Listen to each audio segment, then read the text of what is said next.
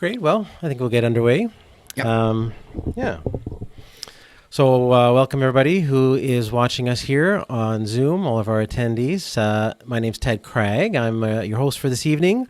I recognize a lot of names here in our attendees list, and you may recognize my name, my face. I was a chapter president of the NCR chapter of Fair Vote Canada for a couple years, and longtime volunteer, good 10 years or so. And I very much enjoy coming back and helping to host events like this every once in a while.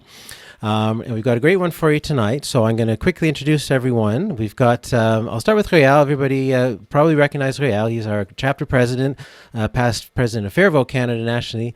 And so Réal's with us here at Lavergne. We've got Mary-Margaret McMahon, who is the Ontario Liberal MPP for Beaches East York.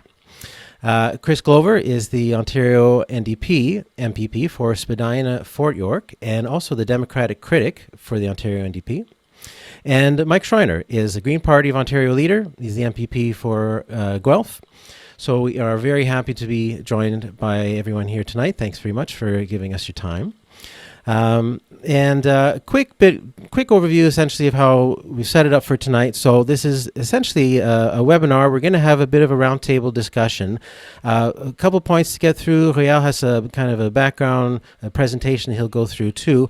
So we do want to make the most of our time and get through it as much as we can. So in that sense, we really haven't had the time to include kind of a real Q&A session towards the end of this. And you may know, again, if you're a Fair Vote Canada member who resides in the National Capital Region, we have our business meeting that comes after this as well. We'll remind you of that, and you've probably got the links already. So we're very conscious of time. In other words, if you do have questions, then as I say, all attendees should see the Q&A button at the bottom, and you're welcome to write a question. Now again, we'll do our best to try to respond to those, and as the host, I might try to kind of keep an eye out for some common themes and questions, as they're coming in, that if we can, we'll certainly try to pose to our panelists here. So just keep that in mind, and also that this is being recorded, so there will be a replay, and if you want to come back, of course, we'll send that link out within a couple days or so if you want to review, and of course for anyone who wasn't able to be here live.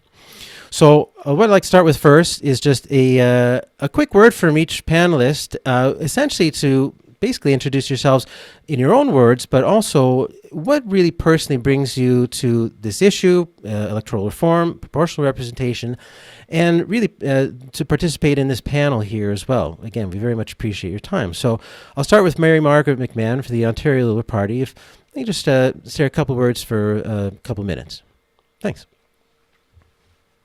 Thank you very much. It's an honor to be here, so thank you for hosting, and thank you in advance for all the work you've done prior to this and all the work you're going to need to do going forward.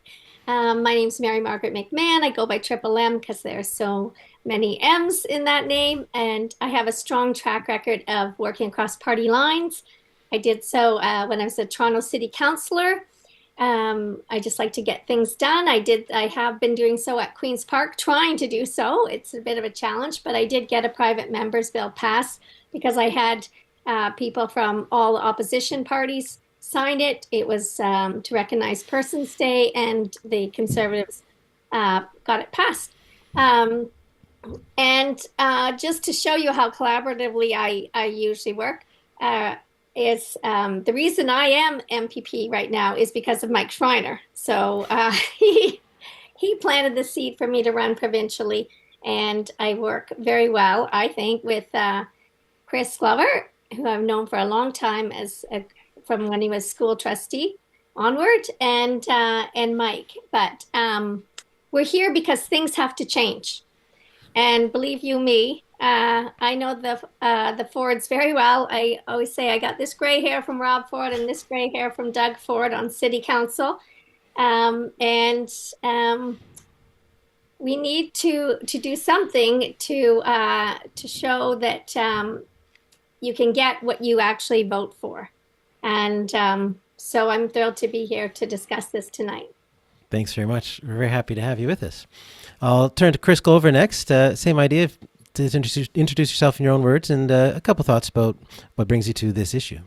Okay, so I'm Chris Glover. I'm the MPP for Spadina Fort York. I was first elected in 2018. Before that, as Mary-Margaret mentioned, I was a school board trustee and a member of the Toronto Board of Health from 2010 to 2018. This issue is near and dear to me. I am the NDP critic for democratic reform, so we have a special shadow minister position where we are pushing for, proportional representation, and the NDP favors mixed member proportional, but we've got motions in our platform to have a citizens' assembly when we are elected, to the government. That's the direction that we need to go. I'm particularly concerned right now because with the first past the post system that we've got, we are losing our democratic rights. The conservative government, we no longer have majority vote democracy in our municipalities. Our school board trustees are being stripped away, and that was actually the first experience of democratic participation that people in Upper Canada had, the predecessor to Ontario, since 1816. So we're losing a fundamental right, democratic rights. The government's used the notwithstanding clause in 3 different bills. Bill 5 gives the government the power to declare any part of Ontario a special economic zone where their ministers can break any law.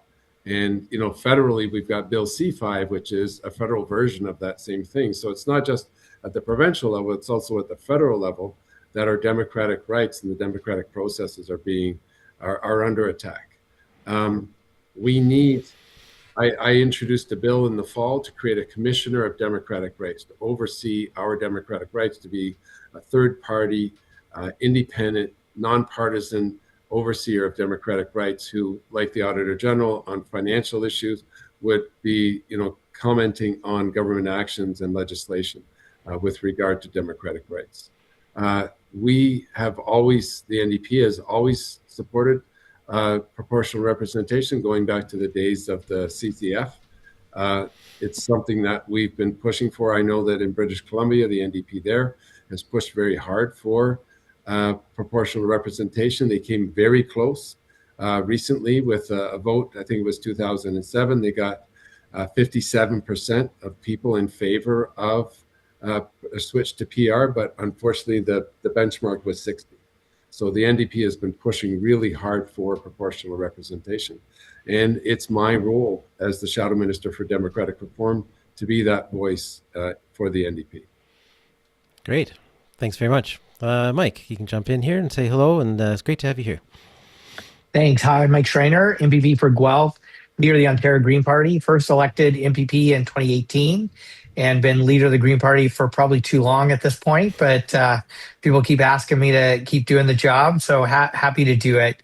I just want to say to Fair Vote Canada in particular, just thank you for the amazing work you've all done over decades to push for proportional representation and a real democracy in Ontario and across Canada.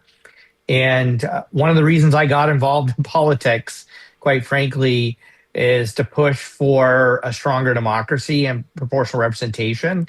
I sort of always tell people I got involved in politics for 3 main reasons: to address the climate and environment crisis, to address the rising levels of income inequality and just social justice and racial justice, and to build a stronger democracy through proportional representation. And I don't know, I think like probably many of the people tuning in tonight, I'm sick and tired of having governments with 40% or less of the vote, having 100% of the power. It pains me that Doug Ford, has been receiving between 17 and 18% of eligible voters actually voting Conservative, yet still having 100% of the power. And at a time when democracy is under threat around the world, anything that continues to undermine people's confidence in our democracy, anything that continues to make people think their vote doesn't count, I think is a huge threat to our way of life. And so I just want to thank everybody from Fair Vote for all the activism you've been doing over the years, and looking forward to continuing to work with you and working across party lines to hopefully finally bring real democracy to Ontario and Canada. Excellent. Thanks very much. So again, we appreciate all of your participation here tonight.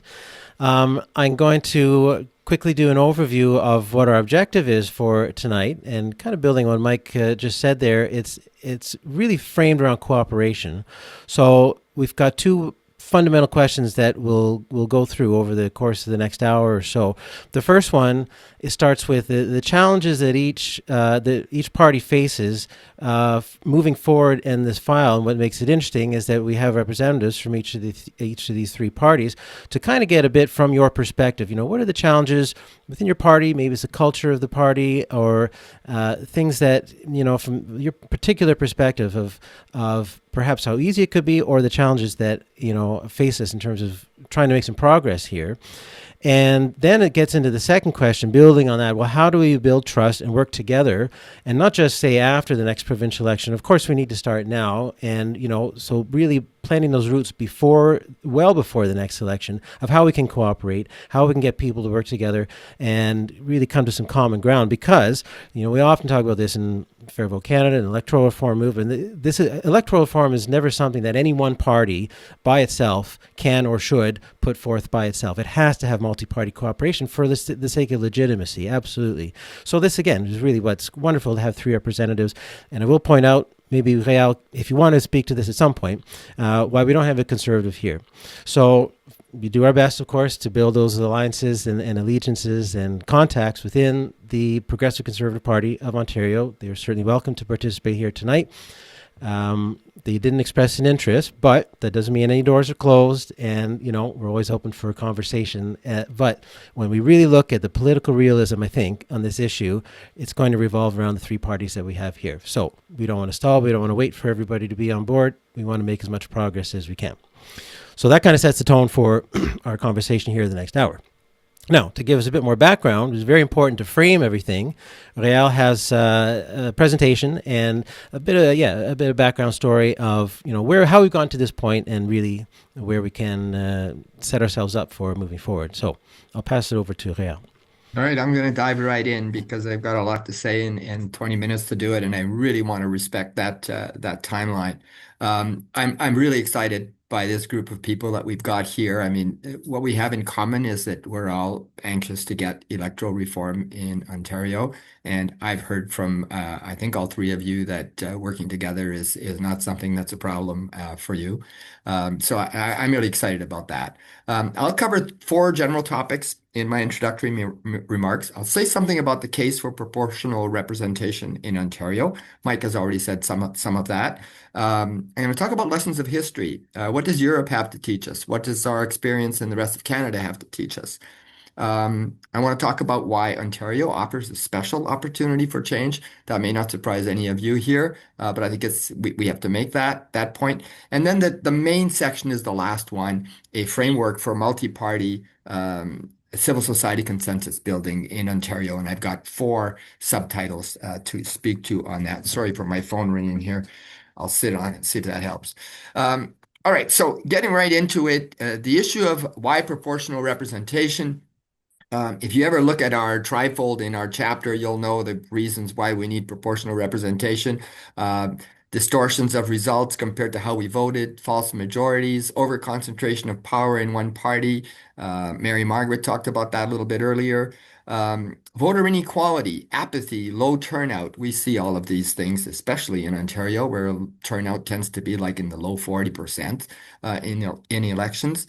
And even all these things, they are only the tip of the iceberg, because then how does this manifest itself day to day? It manifests itself in terms of polarization, fragmentation, geographically balkanization, and overemphasis on short-term issues compared to long-term ones. So, for example, not enough attention to climate issues, not enough attention to the business environment. These are the big issues, as opposed to those very short-term issues that politicians tend to focus on in order to win votes in the short term. So those are some of the things I've called it here. First past the post infects our politics like a virus. I love that expression. I think it just exactly reflects what this is all about. It doesn't have to be that way, though.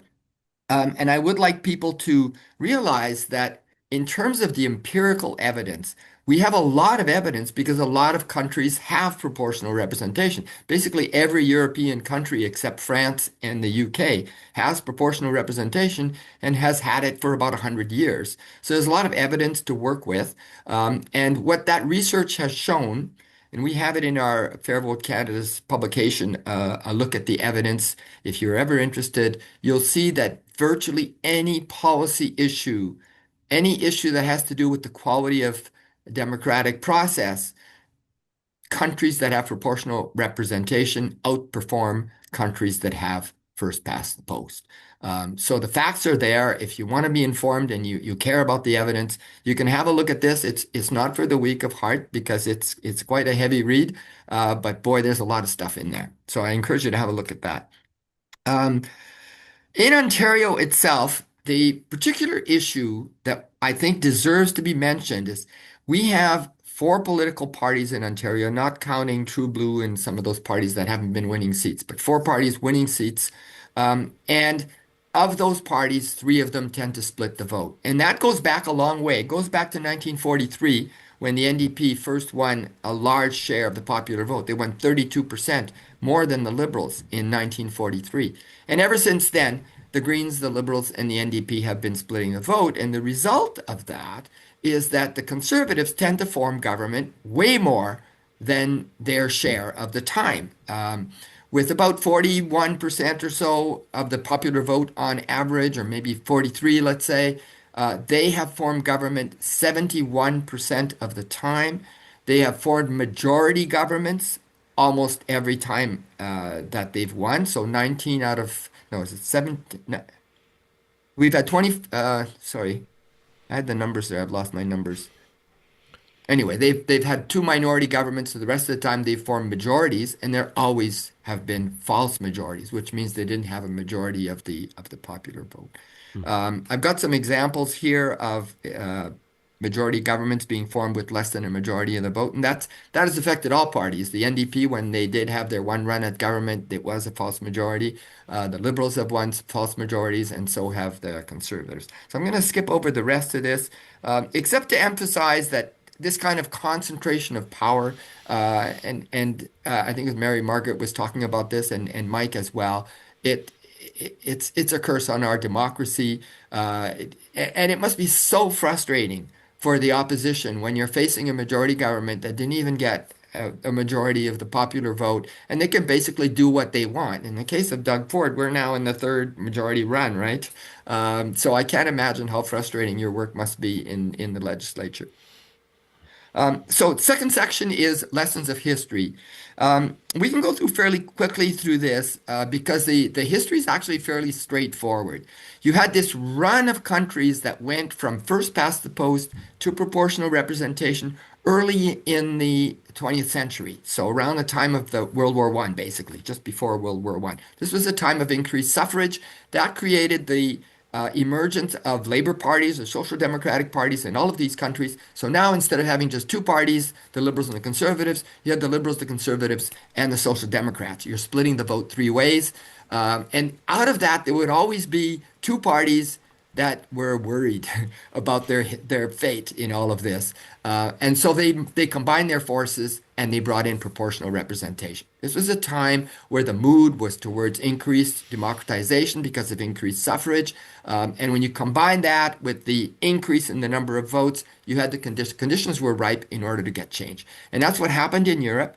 Why didn't it happen in Canada?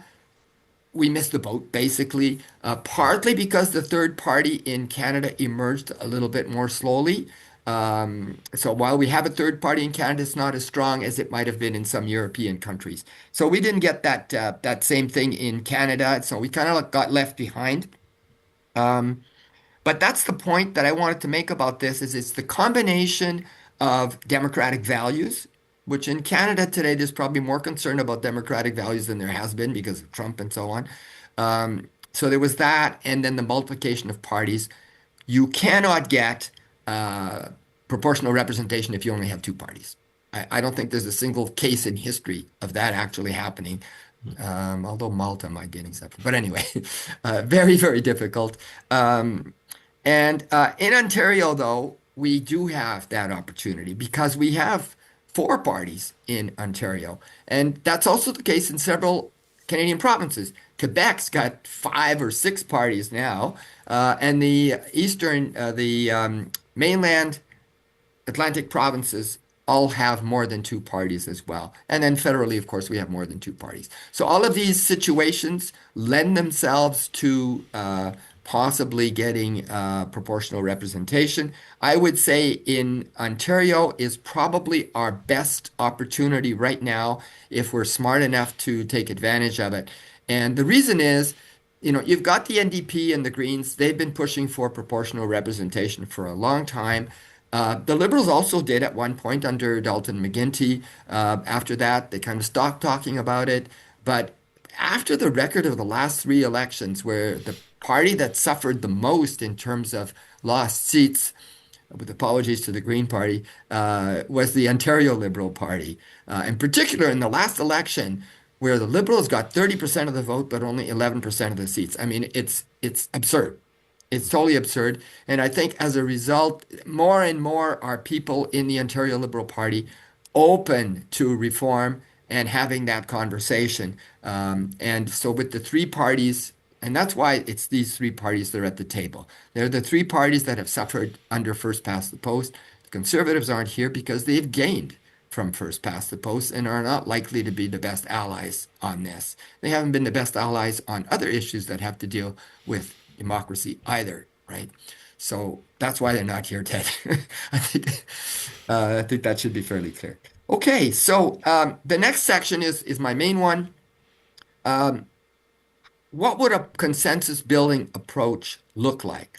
The first one is we have to agree to work towards a consensus. And hopefully we'll hear from the three of you tonight about that, whether there is that kind of agreement already or whether you have to go back to your parties and consult on this. But I think that would be step number one. And I wanted to talk just a little bit about the Quebec experience because in Quebec they did exactly this. Now, they didn't do it necessarily the way it's going to happen here in Ontario because we're a different place and different leadership and so on. But what they did is it was civil society led. There's Mouvement Démocratie Nouvelle, which is the equivalent of Fair Vote Canada in Quebec. They led this. They brought in all of the opposition parties. At the time, I think the Liberals were in government. They were invited as well, but they didn't come. And all of the opposition parties together work together to decide what kind of model they'd like to see in Quebec. They chatted about what they wanted to see in reform. So it was principles based. And they actually had a press conference and announced a formal agreement that if elected to form the government in 2018, they would bring in proportional representation. In their case, it was a mixed member proportional system that they had agreed on.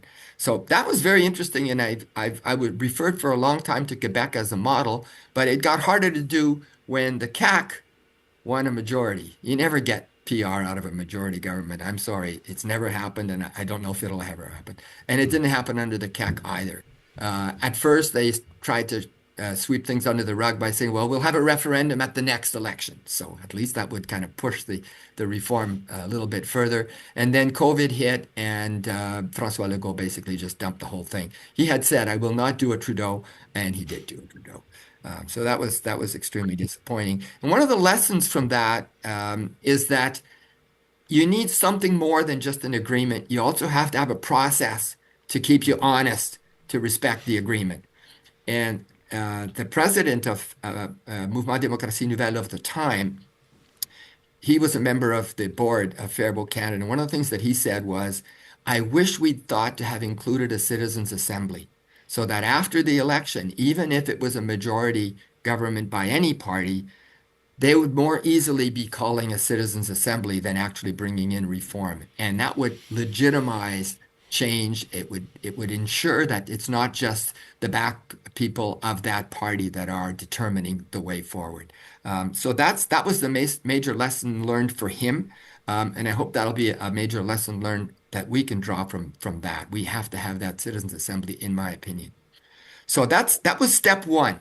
We have to agree to cooperate, to discuss, to chat, to try to come to a consensus. So that's step one.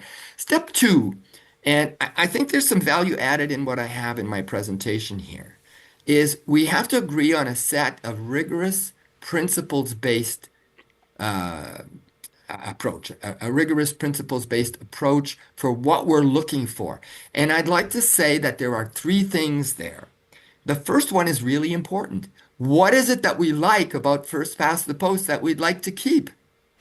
Right? I think that's fundamental because a lot of people out there, they like aspects of first past the post. And the main thing there is local representation, having an MP you can call up, and accountability directly to the voter. Those two things. I've also added governability here in my list, but I don't think that's as important as those two. Local representation, local accountability. That's important, and I'll get back to that. Secondly, we need to address some of the concerns about first past the post. So in other words, what are we looking for when bringing in a proportional system? What are some of the features? And I've listed some of these. I'm not going to talk about them. And the third one I want to mention, which must not be forgotten, we need something that is politically acceptable. Politically acceptable to the voter, which means it has to be relatively simple and relatively simple to implement. It has to have some similarity to the way we've been doing things in the past, because people are tied to tradition. And it has to be politically feasible. That is extremely important. The lack of political feasibility is what has skewered 4 different attempts to bring in PR in Quebec. What would happen is the government would lose its caucus. When they've already won a majority, they lose their caucus, right? Because so many MNAs, they're called over there, were scared to lose their seats. That's what happened with the CAQ. They lost their caucus. So we need to have a system or a proposal that aren't as threatening for incumbents. I have some ideas about that, which I will not talk about today, but I will talk about it later if somebody asks me. So that was step 2. That's the first thing we can do is sit down and discuss what is it that we're looking for? What are the criteria for what we're looking for? Step 3 is we need to sit down and, there's a lot of ways that you can do proportional representation, and they're all on Fair Vote Canada's website, and even those are families of things that you can do. You can really get lost in the woods here, and I really think that if you want to do this well, you can boil it down to one system that all of the parties could agree to, right? So the Liberals, the NDP, and the Greens, sit down and talk about it, figure out what that should look like. I think that would be extremely useful. Now, in the previous draft, I actually recommended something, and one of your assistants got back to me and said, wait a minute, we don't want to do that. And she was right. So instead, I've done something a little bit simpler here. I've pointed out that the issue of local accountability, local representation is the one that a lot of things get hung up on. But what needs to be realized, and I think has not been realized fully enough up to now, is that the ultimate bugbear of first past the post is single member districts. That causes all the other problems. That's the reason we have all these distortions. So let's acknowledge that.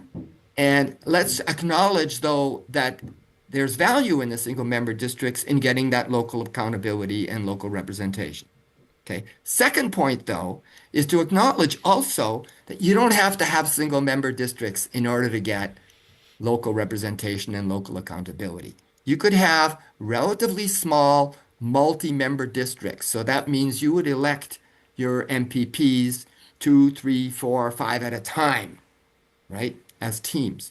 As soon as you do that, you get a way more proportional system than you have just using single member districts, because that's the least proportional option that you can have. So we need to at least acknowledge that there's different ways of doing things, and sit down and figure out if there's a way to put something together that would accommodate all 3 parties in a better way than what we have right now. I mean, what we have right now, we have a lot of Liberals that like single member districts with ranked ballots, and we have the NDP that likes single member districts, provided you have some top-ups to fix the problems of the single member districts. Surely we can get together and figure out a system that maybe uses ranked ballots, maybe uses a mixed member approach, but a mixed member approach with multi-member districts for the local representation, because you can get perfectly good local representation with districts of 3 or 4 or 5 members being elected together. You actually have more people to choose from, and you have more accountability because you have more people to choose from. So that's just something I think we need to look at very seriously. We need to do so together. And I wanted to put that on the table because in my interactions with both Liberals and NDP stalwarts in the last several weeks, I've been talking about this, and I get a really positive reaction. So it's just something I think we need to talk about. I've put a link down at the bottom of this section to Fair Vote Canada's regional PR model, which is what this is. It's a form of regional PR. So if you want to know more about how this works, do it there. I can't do it here. It doesn't make any sense. In any case, we don't want to be arguing about that kind of thing in this meeting. And step 4 that we need to talk about is achieving legitimacy. My main point there is, please don't even talk about having a referendum.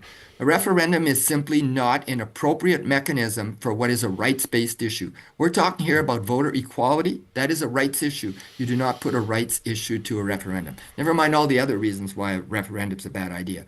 But we do need something to increase the legitimacy of whatever we come up with. And I think a citizens' assembly is the way to do that. So that's step 4. We still need a citizens' assembly, even if the parties are nicey nice and talk to each other and come to an agreement at the party level.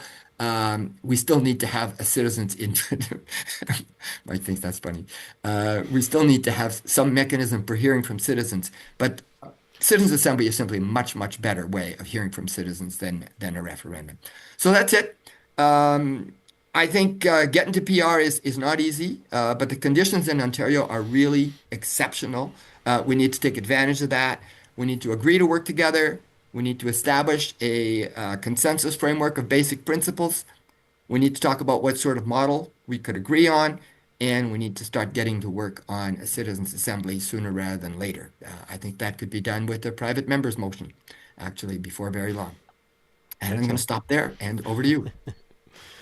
Thanks very much. That was outstanding, Réal. That's a great background and overview for, not just our discussion here tonight, but I think a lot of stuff that people can take away and reflect on, everyone who's watching here tonight. Again, I put the link to the document, the speaking notes that Réal was talking about. They're in the agenda document. It's easy to find. Feel free, again, everyone watching, save, make a copy, bookmark, and refer back to that. There's a lot of good outlines. So that helps us frame here. We've heard, what's interesting, fair vote absolutely is what we like to say, either nonpartisan or multi-partisan organization. We don't favor any one party. We're here for the system. We're here for democracy. Réal's background there gives us kind of that neutral overview. But, we are talking political parties, and the parties have their own perspectives and priorities, strategies, and so on.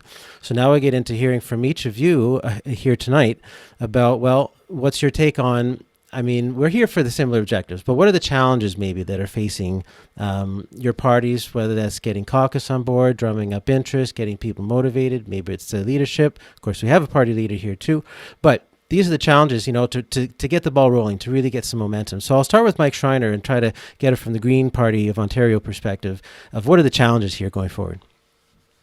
Yeah, I think within the Green Party, we have 2 major challenges. One is lack of political power, and 2 is accusations of gross self-interest.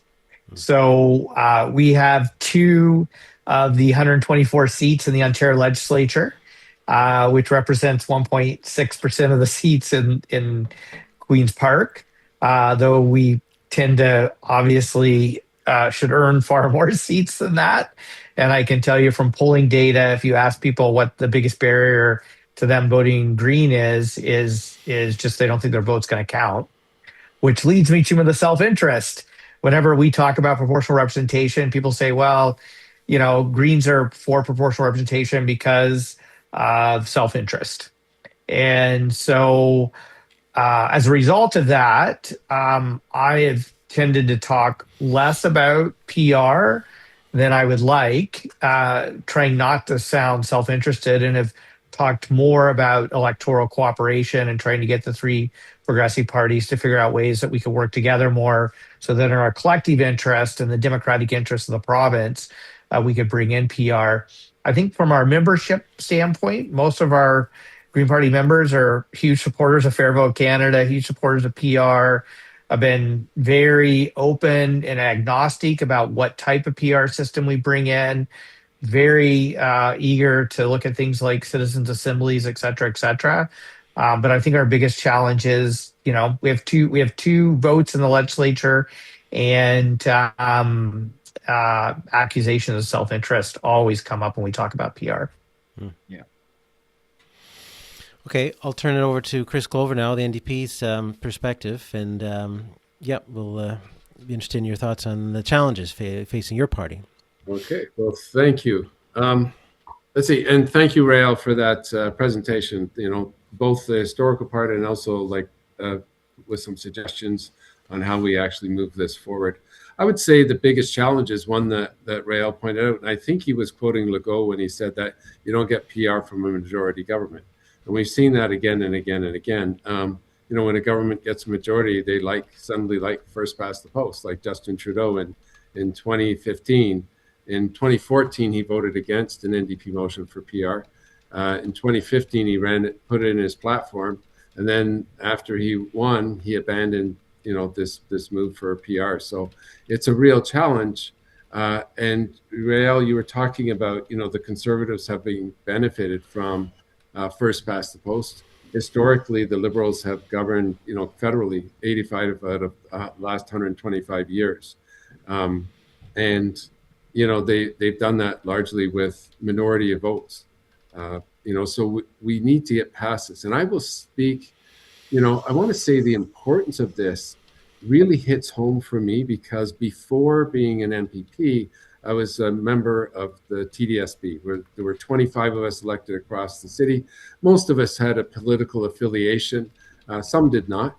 And in an average monthly board meeting, we might have 15 votes.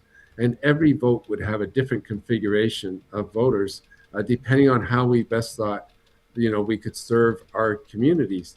And lots of times I would go into a debate on a motion, thinking I would vote one way, and I would actually hear arguments or facts come up that would change my mind. And that is totally absent in the legislature. It's very troublesome. The party leader, if it's a majority government, the party leader and a few inside cabinet ministers control everything, and everybody else has to fall in line. That's the role of the party whip. So getting to some system of proportional representation, is so vital that we make that move. And I would also say that most Canadians would agree that we get our best governance when we have minority governments. In 1965, we got public health care through a minority government. More recently, federally, we got public health care, public pharmacare and dental care and $10 a day childcare because we had a minority government. So we need to get past this first past the post so that we're not just dependent upon a minority government, although minority governments do get progressive change made, which I think most of us who are in this talk want to see. We want to see a reduction in the growing gap between rich and poor. We want to see, workers getting a fair share of the wealth that they generate. And we want to see things like a strong public education system, strong public healthcare system. Anyway, so on the things that Réal said, a citizens' assembly, that is in the platform. It's in our policy book in the NDP. We will call a citizen assembly if we are elected, and we would push any government to call a citizens' assembly because that is the way to move this forward. Let's see. So I think it's pretty clear the NDP that the fact that I have a shadow minister post called Democratic Reform shows the NDP's commitment to working across party lines to bring us proportional representation.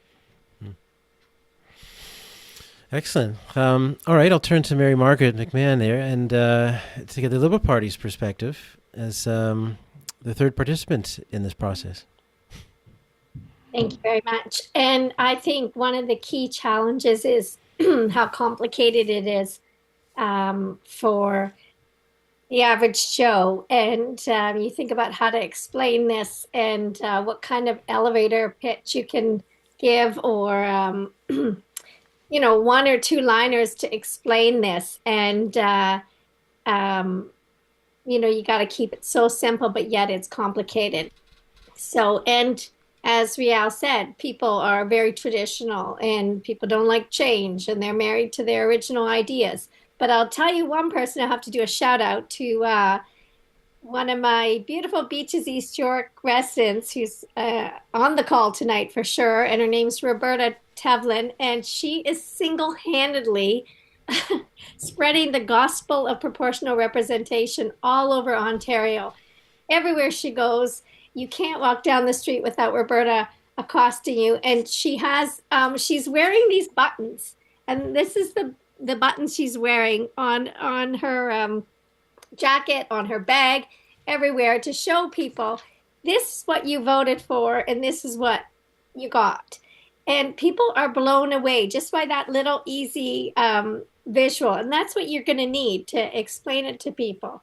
And they're shocked because people aren't, they're not paying attention. Lots of people don't even pay attention to politics till election day, and they're going to the polling station and they're like, who is that again? Who's that trustee? Which, where's that now? Or who's that person? Because they're trying to get the food on the table, their kids picked up from school, and they're not thinking how much their vote matters, and matters throughout the year to pay attention. So I think it's just like how we simplify the message, whether it's wearing these buttons everywhere or what it is. God knows Roberta's doing the lion's share of the work, as are you guys. The other thing is, herding the cats of caucus. The Greens and the NDP have been solid, obviously, as they've said, and it's been shown in their stance. Provincial Liberals, we're in a bit of a mess. We've been in a mess for a few elections now. We did have citizens' assembly in different platforms, but I'll tell you, there's a real opportunity because we have a leadership race upon us. The rules have just come out this week, and so have at her. Go and meet with anyone who's considering running for leader of the Ontario Liberal Party and hear what they have to say. Explain proportional representation to them if they don't already know it. Who knows who's going to jump into the fray, but it's a huge opportunity for change.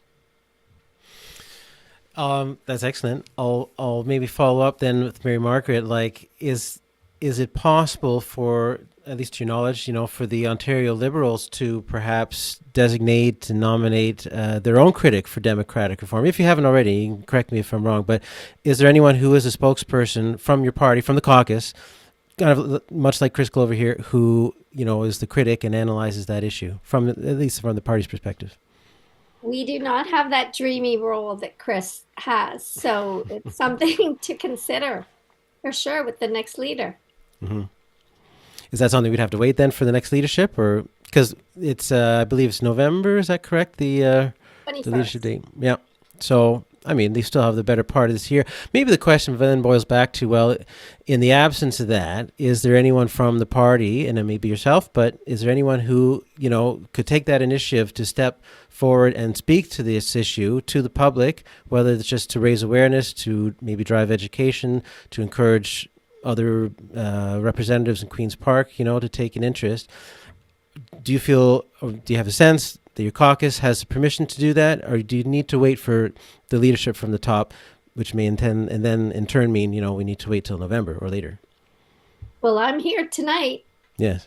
So what does that tell you? Well, that's excellent. And I'm happy to chat with caucus about this. Okay. Yeah, that's what it's all about. I think, from us in Fair Vote and volunteers, I always tell people, the number one thing you can do is reach out to your elected representatives, MPs, MPPs, and so on.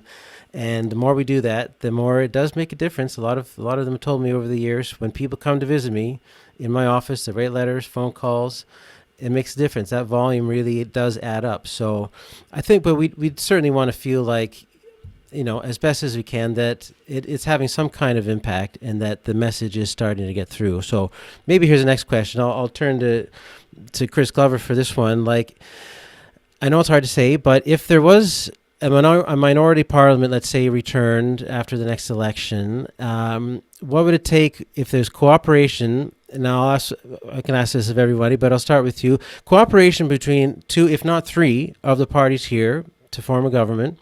Would your parties be prepared to make electoral reform a priority? Because again, that's something that we've really wanted to see, and we've seen it whether it's federally in other provinces. That there's all kinds of other issues. We want to see this be right there at the top. So, do you have a sense of how likely that could materialize? I'll ask for the NDP perspective for starters. Sure, absolutely. It comes up at every NDP convention, provincial or federal, that I've been to. There's always a motion to hone in on proportional representation. And so it is written in stone for us that we will do this, that I have this position is about that. And even in the 2018 election, we would have had a lot more seats than we got if we had proportional representation. We got, but in the last two elections, it wouldn't have benefited us. We wouldn't have had as many seats because our vote was concentrated in the ridings that we have. And so even though we wouldn't have benefited, we kept that in the platform. We kept it, in our policy book. So this isn't just, that we're going to take advantage of this, and if we win a majority government, we're going to abandon it. This is a more democratic way of governing. And the NDP, we're called the New Democratic Party, not because we're new, because we've been around now for 61 years, but because we want a stronger democracy.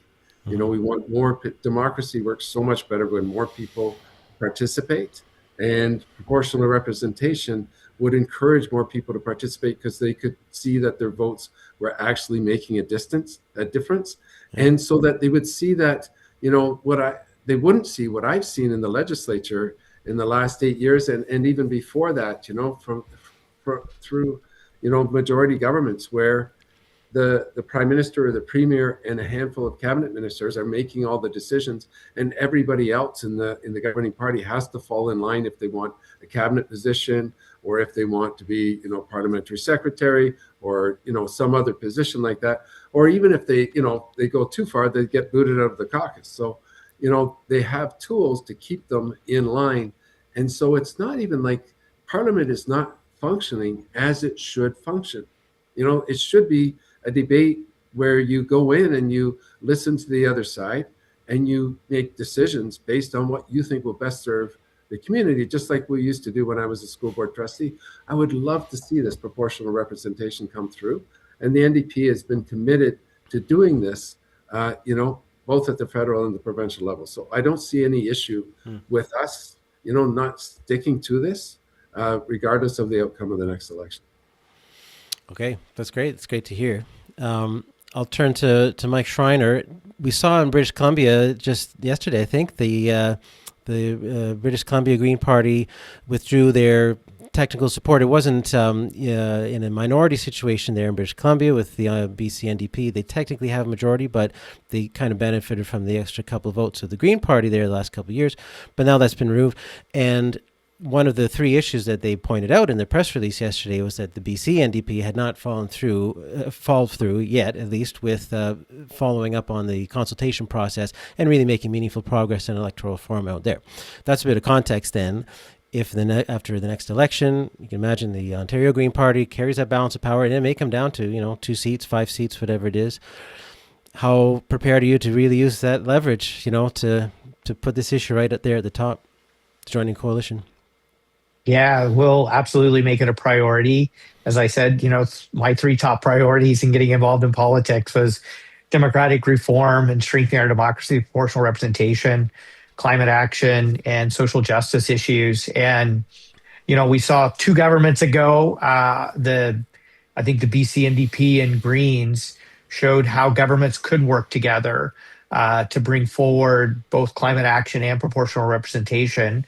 Though I think Réal's point about a referendum was a lesson learned in that case. You had the confidence and supply agreement in BC pushed by the Greens that proportional representation be a top priority in that agreement. The BC NDP agreed. I went to a referendum and unfortunately lost, which I think shows how important it is to have some sort of agreement that comes up with a mechanism like Citizens Assembly, and I would argue a binding Citizens Assembly to get us to proportional representation, because it is hard to ask the electorate to vote for something they've never experienced. And so I think we can learn lessons from New Zealand as an example. And I would just say that, one of the things I would like to see happen, and maybe we'll have some more time for conversation in this, is the three opposition parties talking in a more forceful way around electoral cooperation before the next election, with one of the foundations for that being democratic reform, electoral reform, and ultimately proportional representation. I did see one of the comments, I think in the questions, around whether the party line voting would actually be a hindrance to proportional representation, and just say the Greens have had a history of not whipping votes. Ashland Clancy and I have not always voted together at Queen's Park. I know Elizabeth and Bruce Heyer, and then Elizabeth and Mike Morris didn't always vote the same on every issue. I mean, obviously we vote together on most issues because we share values and wouldn't run for the same party if we didn't share those values and vote together most of the time. But I do think that Canadian democracy has a lot to learn from UK democracy, where backbenchers and opposition party members who maybe aren't on the front benches of the opposition do challenge their party in a more public way and don't face the consequences of that, being kicked out of party, which we've seen an unprecedented number of people kicked out of the Conservative caucus during Doug Ford's time as premier, as an example. So I do think that democratic reform needs to be reformed within our electoral system, but I think we also need to be looking at reforms to party structures, maybe starting with leaders having the power to sign off on nomination papers, as ways to have more democracy within our parties as well. And I say that as a leader. I'm happy to give up some of my power, or we have it in our constitution that I give up a lot of my power as leader in order to have democracy within our party. And so I think that point is well taken, whoever brought that forward. Mm-hmm. Yeah, it's excellent. Let me bring it back to Mary-Margaret then. And if you could expand on this a little bit, in the sense that maybe another concern, it was like kind of what Réal was talking about with the CAQ there in Quebec and other parties, is that, I'm having a false majority government is one thing, but just in general, what can we do to get as much, if not all, of the caucus on board, those individual MPPs in this case, who say, well, I'm worried about losing my seat, or I'd have to run the next election against, my neighboring MPP from my own party and that kind of thing. We get a lot of this pushback.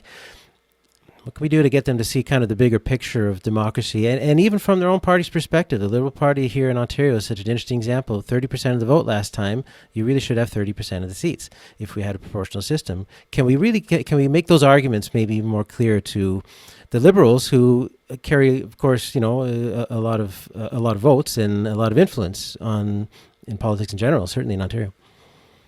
Well, I think that gets you in the door, that comment right there. Yeah. And if you look at the makeup of the Ontario Liberal Party right now, we have 14. We finally got party status. I mean, in 2022, I was basically the only one new Liberal in all of Ontario. And so I think that it would be great for caucus members to meet with Fair Vote Canada members, whether they're their constituents or not. I mean, it always gets you more in the door if you're a constituent. But if you look at the 14 of the original, say, Kathleen Wynne era proper, would be what? John Fraser is the only last man standing. So you have all, like, the sky's the limit. You have new people. You have newbies there who are ripe for the picking to to explain the whole concept to and to hear their thoughts. Mm-hmm. Get them That's on a good board. point. Yep. I mean, it's been 3 elections now that Conservatives won the false majority government. So, yep, there's a lot I of. mean, I'm an internal optimist, so I'm always the glass isn't half full; it is overflowing like Niagara Falls. So I think Yeah. anything's possible.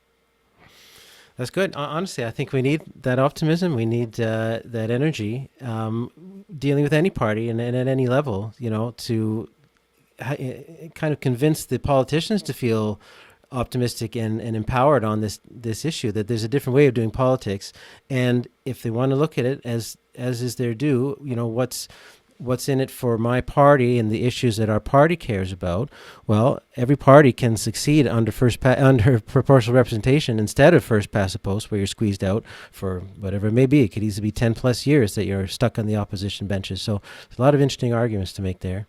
We're going to move to question 2, but I'll open it to Réal for sure if you want to jump in before we do. Yeah, I just have a thought for Mary-Margaret on this. I do think that if there was a model to put on the table for these MPPs, it would be a lot easier. That's what I've been finding. Liberals in general, and I've spoken to a lot of liberals lately, they tend to understand that first past the post is problematic. I mean, how can you not understand after being shafted 3 elections in a row, right? So they do understand it, but they always have the question, yes, and that graphic does it. Yeah, they recognize the graphic right away. Yeah, they say, "Oh, you must be from Faribault, Canada," is what they say. Um, um, but where they get stuck is they don't know how it would work. And a lot of them think, well, we have to have ranked ballots. So they need to have some proportional mechanism that does what ranked ballots would do, but better, right? So that's what I've been talking about. When I can push that envelope a little bit, I find I get a much better response. Mm-hmm. Yeah, good. Okay, well, let's we've still got a better part of half an hour here, so let's jump into question 2. And all this is a nice framework and background for the challenges that we faced and the obstacles, etc., and some optimism. So let's try to build on that as we get into, well, how can we build the trust and cooperation on this file amongst all the parties here? Because as we've been saying all throughout, this can never be a one-party issue. We need to have multi-party cooperation. We'll chat about the Citizens Assembly idea some more as well. But, my sense is that it's long been a question of perhaps cultural differences and almost a tribal type thing. People are, they're looking through the lens of what's in it for their party. And this goes beyond that. This is about the democratic system that's going to be around. We changed to PR. We want this to be in place for generations. So it goes far beyond any of us are going to be here. So this is kind of that perspective. But how do we bring that towards cooperation? I'll start with Chris Gulliver on this one. How do we kind of say the NDP to the other 2 parties here, how do we find things that we have in common and really get those discussions and cooperation, a spirit of cooperation going? Okay.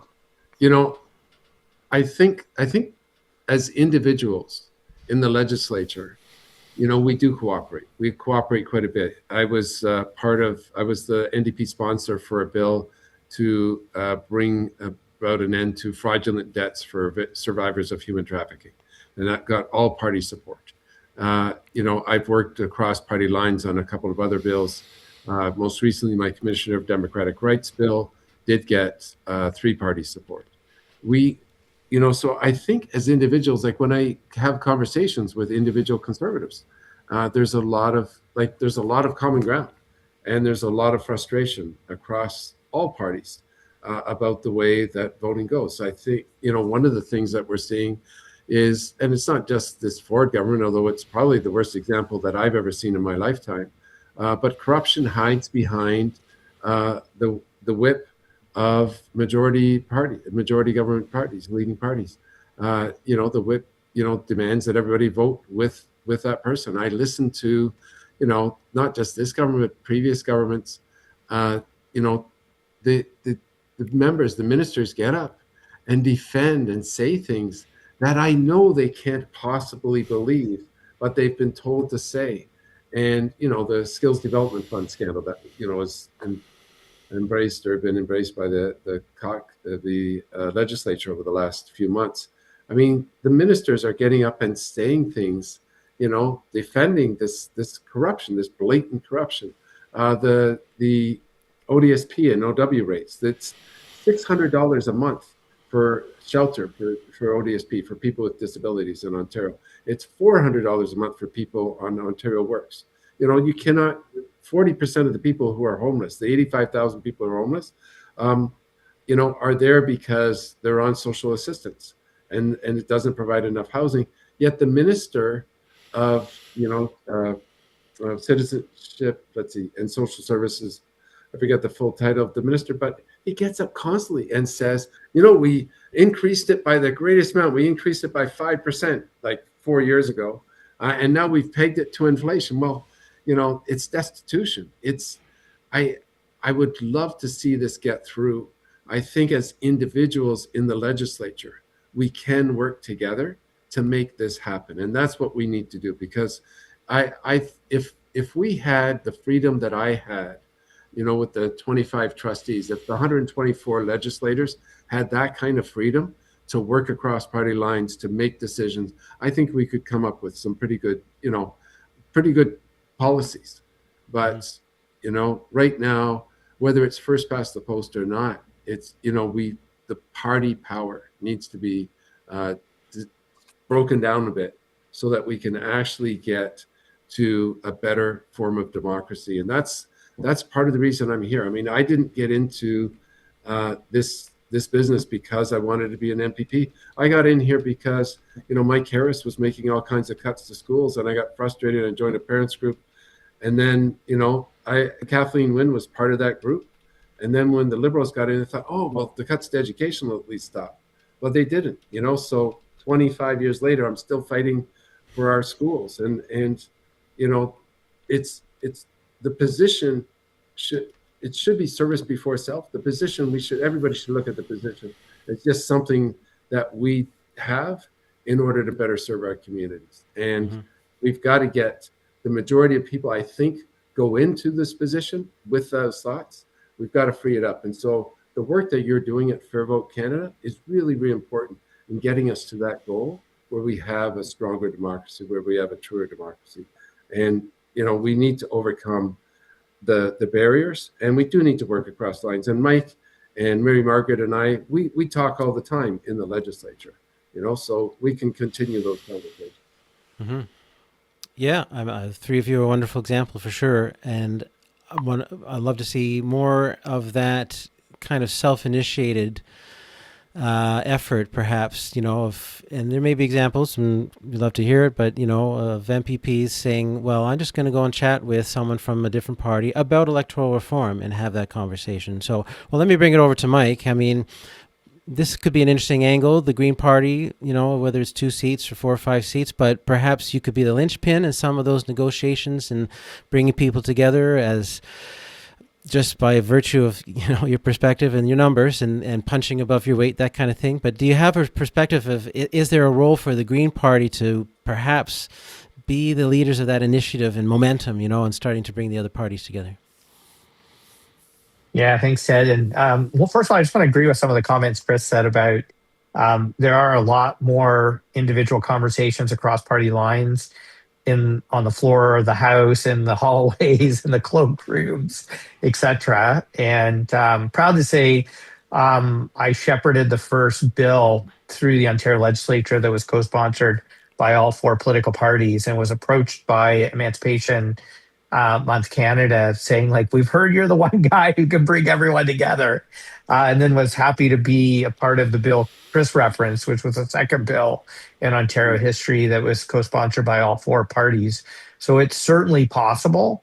Mary-Margaret helped shepherd one through that had three parties co-sponsoring. I think where the challenge comes in is on when it comes to elections, like, if we're going to be honest. And I did, and this has come out publicly, so I'm happy to talk about it.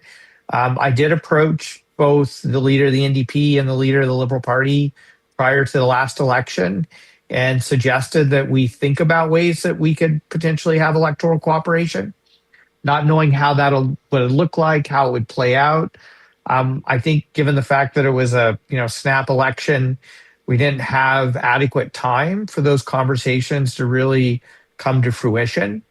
But there are challenges with it because, the response I got back, and even from people in my own party, was that, well, every person in the province should have an opportunity to vote for a Green or a Liberal or an NDP or a Conservative. And so what does electoral cooperation even look like then? I had, and so, I threw out some ideas of what it could look like, but I think if something like that's going to happen, it's going to require citizens to mobilize to put pressure on parties, and it has to be a grassroots, bottom up movement, and not a leader top down movement. And that's really what democracy is.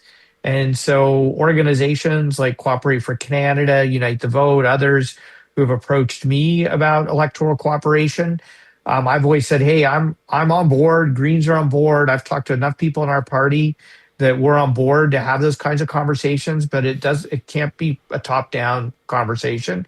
It has to be a bottom up conversation. So anybody who's tuning in tonight who are part of those movements, I just challenge you to organize a grassroots movement from the bottom up. And then the other thing you have to deal with is, and we saw this in Parry Sound Muskoka, because that was one of the ridings that the Greens almost won. Then the last two elections came incredibly close. And that was one of the ridings that was part of the conversation. And the Conservative candidate who won the riding has said, the Greens are engaged in secret backroom, nefarious, corrupt talks with the other parties to rig the election so they can win in Parry Sound Muskoka. So you have to deal with that kind of rhetoric as well. And we saw that at the federal level when the opposition parties came together and talked about taking down the Harper minority government at the time, and just the whole rhetoric around backroom deals and things like that. So I think that those considerations have to be part of this conversation. And so that's one of the reasons I think that if we're going to move forward in this regard, it has to be a bottom-up, citizen-led movement. We need parties that are willing, and leadership within parties who are willing to be open to participate in those conversations and to be influenced by those citizens' movements. But I'm going to say that it's something that can't happen in the back rooms of Queen's Park or in the hallways of Queen's Park from an electoral standpoint. I think cooperation at that level can happen around bills, legislation, news conferences, mobilizing around issues. And, I think we've been doing a fair amount of that at Queen's Park right now, as Chris said. Mm-hmm. Yeah, that's good. Great. Well, I'll build on that a bit. I'll turn to Mary-Margaret, and also coming back to the questions of, I suppose, culture and competition, and timing is an interesting point. It's hard to enter in these types of negotiations when you're that close to an election. So now's a good time because, we can't expect an election anytime terribly soon. This is great. This is a chance to really start having those conversations. So in that sense, our Ontario Liberals, we can say that the Ontario Liberals are often fighting for the similar votes, the same voters as, say, the NDP and the Green Party too. Are the Liberals simply open to kind of, at least on this issue, there's lots of other disagreements and stuff like that, but on this issue, are they open to talking with other parties, and maybe particularly the NDP, where there's been such close competition over all these years? Well, first of all, I want to say that you can see that you have three great collaborative champions on this call who do work across party lines and in the chamber. So I want to give people hope. Don't always believe all the dirty laundry you read in the paper or hear on the news, because we have collaboration here. And Mike and I were on the Ontario Craft Brewery Caucus, which didn't last long, unfortunately. And we are supposedly co-chairs of the Ontario Cycling Caucus if we ever get it off the ground. And of course, we'll be recruiting cyclist Glover right there as well. And I would say, at one point, some members of the Liberal Party tried to recruit Mike Schreiner to be the leader of our party. So I don't know if he's thrown in his hat in this race. Time will tell. What color is it when you mix green and red? Brown, I guess, the Brown Party. Anyways, and we did, as Mike said, we were in conversations last time round. I did talk to Kristen Wong-Tam about the election and what could happen. And Mike and I had some really in-depth conversations about Parry Sound, Muskoka. I begged the Liberals not to run someone there because it was the Greens to have. That fell on deaf ears. And also Kitchener Centre, when we ran a candidate against lovely, amazing, energetic Aisling Clancy, who I love. And why not run our candidate in Kitchener South Hespeler? Because our candidate was a regional councillor and I think lived in Kitchener South Hespeler, and that's a backbench conservative who the Greens said they would help us win that riding. So imagine that we would have two fewer conservatives right now had we worked that out, Mike, and there would be one more Green and one more Liberal. Wishful thinking, but that's what we try to do behind the scenes. So what I would say is people who know me know I'm a woman of my word. I believe so much in electoral reform that when I ran for city council, I ran on term limits. I don't know the history of anyone else who has done that in Canada, who's done it, promised it, got elected on it, and honored it. Because I truly believe in leveling the playing field and not that it's the be all and end all, but it's one small tool in the toolbox to do that and eradicate the edge of incumbency. And apparently media voted on whether I would actually keep that promise or not, and I should have bet on that. But I think anything's possible, and we just got to communicate to our teams and start early, as Mike says. Yeah, that's a good point. Yeah, honestly, I really appreciate what all of you are sharing, and Mary-Margaret, that to get past the media spin and the things that we see in public, and this is what happens kind of behind the closed doors, or at least in the corridors of Queen's Park, right, where people do talk to each other and they do cooperate. And I think I'm certainly getting the sense that there's a lot more of that happening than maybe us everyday voters realize. So as much as anything, it could be a question of just publicizing cooperation is far more likely and existing than not, then we think it doesn't happen. So interesting point. I'll turn it to Réal. We've got a good 10 minutes here to follow some more here of this question. So yeah, feel free to jump in. I just have one question I'd really like to hear the answer to, and that's whether there's an opportunity in Queen's Park for a private member's motion, or I don't know how it would be called provincially, on a citizens' assembly. Now that it's quite possible that the Conservatives would defeat such a motion anyway, but it would at least publicize the idea. And I think it might even be possible to organize a citizens' assembly without the blessing of the government, if you did it at a level that was not exceedingly expensive in association with civil society. And that could happen before the next election.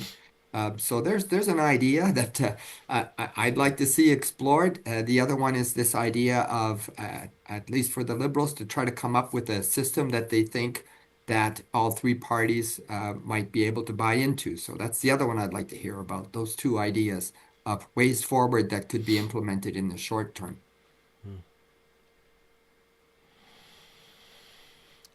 Does anyone want to speak to that?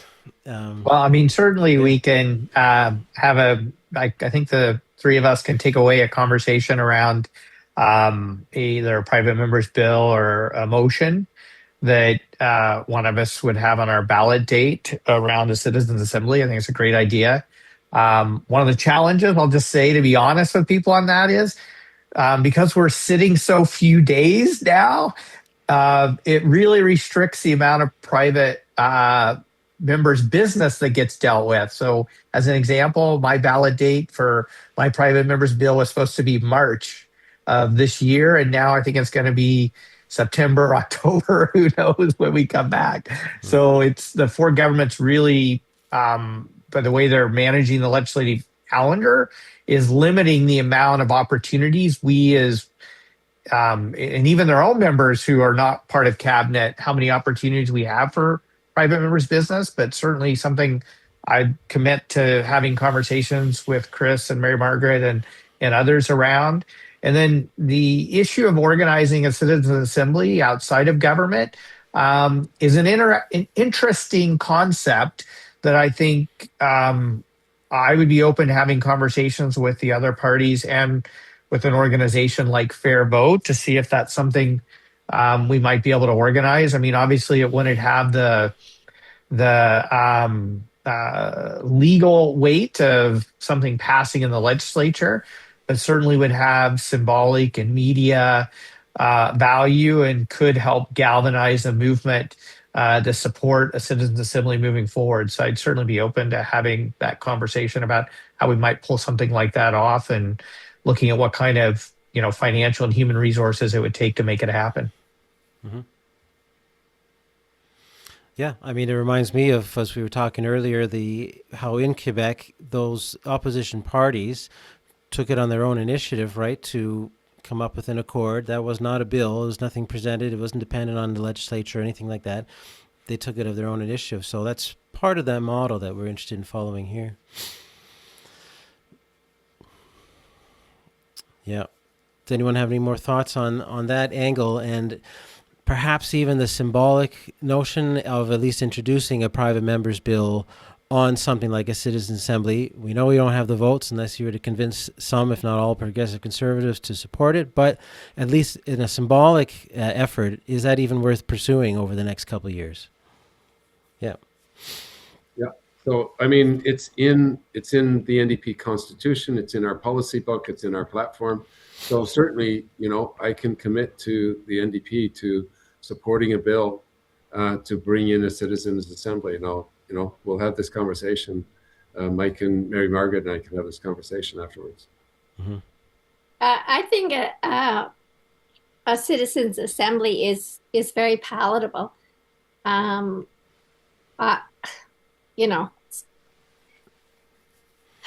don't know what the conservatives would do. I could only imagine, but it is the most palatable thing that you could put out there for democratic reform. And I think of like maybe a group like Civic Action might want to help Fair Vote Canada. I'm trying to think of a big group like that is into big visionary ideas and might have some funding and whatnot. Yeah. Mm-hmm. What's the worst that can happen? You got to try. Yep. Well, it reminds me that, if there was something, if there was a joint party type declaration or even, discussions and deliberations, perhaps a system that we all agree on, and that's with these three parties. What was the number in the last election? The PCs had something like 42% of the vote, I think, 42%, whatever it is, the three of you together, 57, 59% of the vote, right? So that represents a majority of voters. That's it really in a nutshell. It may not be reflected in the seats, but it's definitely reflected in the popular vote. So if you work together on something, it's not legislation, it may be symbolic, but that still carries a lot of weight. So that's something to keep in mind as well.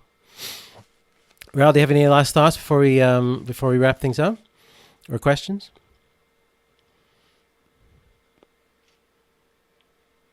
You're on mute.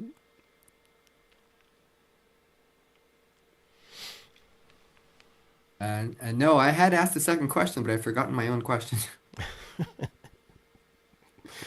Well, do you mind if I ask you a question then? Because you've put a lot of work into your speaking notes there as in your presentation. how are you feeling based on the comments tonight and spirit of cooperation, energy, momentum, possibility? I mean, are you feeling encouraged from what you've heard? Well, certainly I'm encouraged by the fact that our three panelists tonight are definitely interested in working together, and obviously you're friends. You're going to get along together very well. I guess the challenge is how to get the rest of the party supporting you, and how to organize to have these conversations about the different things that I outlined. Agreeing to cooperate, that you agree amongst the three of you, but do the parties agree? The issue of tracing out the principles that you were looking for, the idea of trying to work on a system that would be satisfactory to all parties, these kinds of things. I'm kind of still champing at the bit as to what that's going to look like, but that's not surprising. I mean, we don't expect people to come up with decisions on things like that off the cuff. But I'm hoping it will move forward, and that we can. And I think Faribault Canada would be very happy to work with the parties on this and be part of this. And if for instance there was going to be a meeting with civil society as well as political representatives like they did in Quebec, I'm sure Faribault Canada would help with that. Mm-hmm. Yeah, great. Okay, well, I think it's just about time to wrap it up. I've got a bit of time if there's any final words from our panelists. I mean, if you want to return to any points you've made or just final thoughts for us. But I'd like to give the final word, and we've got a few minutes here. So I'll start with Chris Glover, maybe if you want to chime in with anything. Sure. Let's see. Actually, I want to go back to the very beginning. The first question you asked us was, what's the biggest challenge to proportional representation? I think it's strategic voting. I think that the call for strategic voting, it's like what Justin Trudeau did in 2015. Like, he's like Lucy putting the football out for Charlie Brown, and we kick at it, and then it's gone, right? And it got him into power, and that's one of the dangers of this. Like, we need to actually get a solid commitment that Lucy won't pull away that football. I wanted to address a couple of the comments that I saw in the Q&A, the written Q&A. Yeah. Let's see. In response to one, Jerry, like PR does function like a municipal government. How do we achieve, a legislature that functions like a municipal government? I think PR is a step in the right direction. So I think what all of you who are championing this, I think you're making a move towards a far more democratic society. I think you know that. I think that's why you're so passionate about it. I think that's why I'm so passionate about this. I agree with Mike that it needs to be a bottom-up movement. It cannot be, and democracy always comes from the bottom up, and that's the way we've got to get there. Let's see. There was one other comment that I saw from Robin. And, Robin, I am going to get a T-shirt that says, democracy works so much better when people participate. That's great. Yeah. And and finally, I do commit to working on a citizens assembly bill. I think that's something that, I'm very happy to be working on. Excellent. I'll turn to Mike for some final words. Yeah, so Ted, Réal, and everyone who's joining us, thanks for being a part of this conversation. And Chris and Mary-Margaret, thank you for being a part of it as well, and just being collaborative in this conversation. It's moments like this that give me hope that we can not only save democracy, but actually strengthen democracy and bring in real democracy in Ontario. And I would just say, it's obvious in our self-interest. Greens have been long-time supporters of proportional representation. We're probably the most disadvantaged by the current electoral system, but that's not my motivation. My motivation is I just want to live in a province where the legislature reflects the democratic will of the people. And we've never experienced that in my lifetime. And that's a really sad state of affairs. And I'm open to doing anything and everything I can to change that. And it's why I've really pushed the Greens to be kind of high level and agnostic on any one solution, but just support the concept a proportional representation, support the concept of collaboration and working across party lines, to support whatever process that we collectively think, for example, a citizens assembly is the best way to get to it. Because I think sometimes where we falter is when we start arguing about, is STV better or MMP better or is ranked ballots better? You know what I mean? And like, so I like Réal's suggestion that, why don't we commit to working together on what are some principles, what are some processes, what are some commitments that we can make that can put us on the path to getting there. And I think also doing it in a way that instills confidence. I do think, it's been 10 years now, but 2015 and Trudeau's promise that it would be the first past the post election. And that broken promise has undermined so many people's trust, and it's actually changing things. And so I think whatever we come up with, and I say this in a nonpartisan, I don't want to point the finger at any one party here, but it's like that really, really undermined trust in people coming together. Because I can't tell you how many Greens told me, I'm going to vote for another party in this election because this promise was made and it's in the best long-term interest of our democracy to have a new electoral system, and to have that trust undermined was a huge blow to the movement. If I could say our movement, because I feel like I'm part of this movement for electoral reform and proportional representation. And so whatever process we come up with, I think it's one that's going to have to really build trust and confront the fact that a lot of people's trust was undermined 10 years ago. And we're going to have to overcome that in whatever process, system, principles, etc., that we all work on. So thank you. This conversation tonight is a great first step in that process. And we have some time, I think, before the next provincial election. So let's take the time to actually make it happen. Yeah.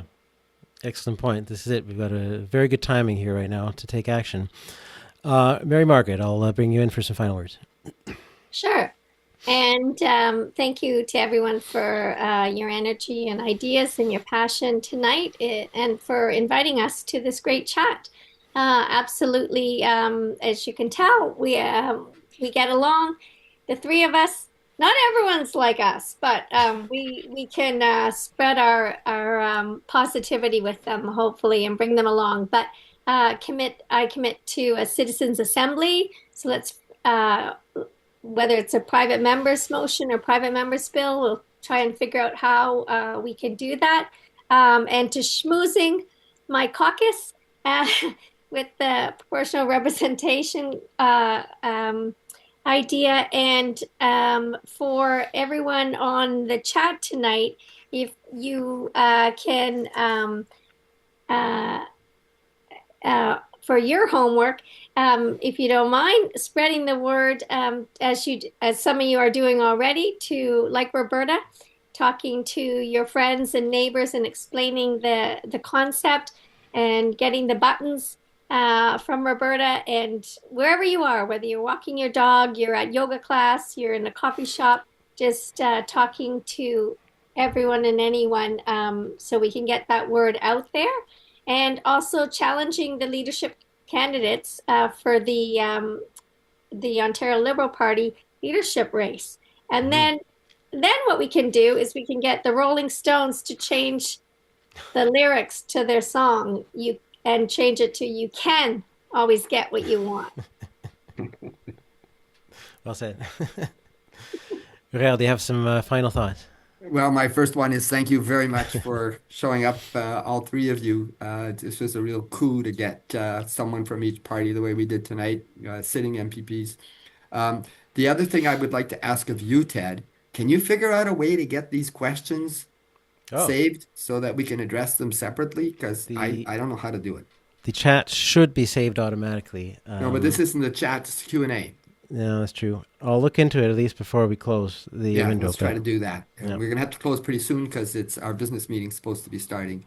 That's right. And people are logging in separately for that. Okay.